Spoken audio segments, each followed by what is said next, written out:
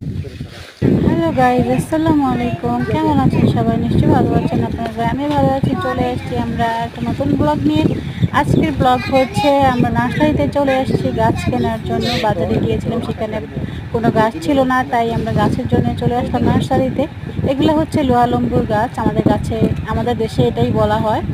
আর এই হচ্ছে আদর্শ মেদাম্বি আদর্শ নার্সারি। সেখানে আমরা চলে আসছি গাছ কেনার জন্য। এখন আবার যাবো আকাশমণি গাছ দেখার জন্যে। এখন এই লোকটার সাথে আমরা যাচ্ছি আকাশমণি গাছ দেখার জন্যে।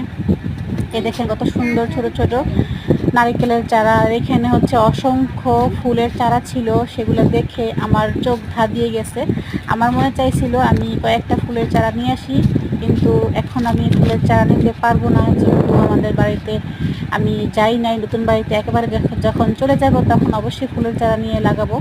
আর এই যে দেখেন অনেক সুন্দর সুন্দর ফুলের চারা, ফুলের গাছ। আর এগুলো হচ্ছে আমলকি গাছ, তারপর হচ্ছে লই গাছ, আর অনেক ধরনের গাছ আছে যা বলে আমি শেষ করতে পারবো না। তারপর চলে আসলাম এই যে আকাশমণি গাছের কাছে।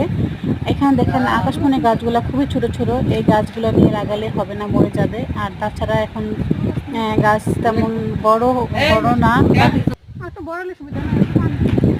আফসোস, গাছটি ছোট হওয়ার কারণে আমাদের গাছ পছন্দ হয় না, তাই আমরা গাছ কিনবো না।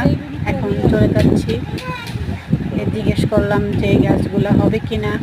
আর যেহেতু আমাদের এখানে বেশি মাটি বসানো নাই, সেখানে বৃষ্টির পানি হলেই অনেকগুলা পানি এসে ভরে যাবে, যার কারণে গাছ মরে যাবে। তার কারণে আমরা গাছগুলো নিলাম না।